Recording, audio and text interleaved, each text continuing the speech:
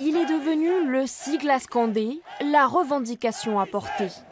Le référendum initiative citoyenne, c'est la vraie démocratie tout simplement. Parce que la démocratie, c'est des grands mots, mais elle n'existe pas.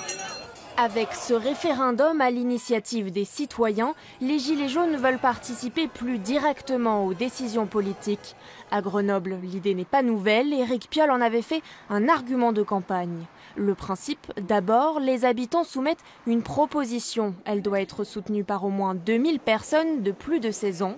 Ensuite, cette proposition est adoptée par le conseil municipal ou soumise au vote.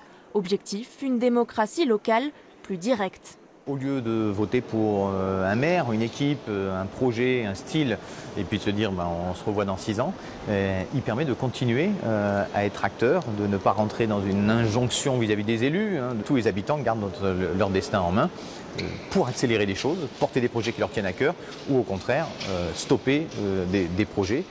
Promesse tenue, à l'automne 2016, les Grenoblois sont appelés aux urnes pour la réforme tarifaire du stationnement. Problème, le quorum n'est pas atteint et la justice retoque le principe même de cette votation citoyenne.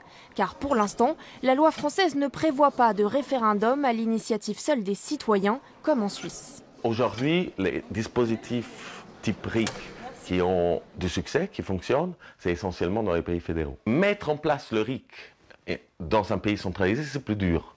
Parce que, en fait, le RIC, c'est un dispositif qui enlève du pouvoir aux élus qui l'ont. Donc il faut, quand les élus le proposent, il faut qu'ils soient disposés à perdre des pouvoirs, contrairement à tous les autres dispositifs participatifs qui existent. Face à la pression populaire actuelle, le gouvernement pourrait examiner cette idée de RIC à condition de limiter les domaines de consultation. En attendant, le maire de Grenoble a fait appel de la décision du tribunal pour faire voter ses administrés plus régulièrement.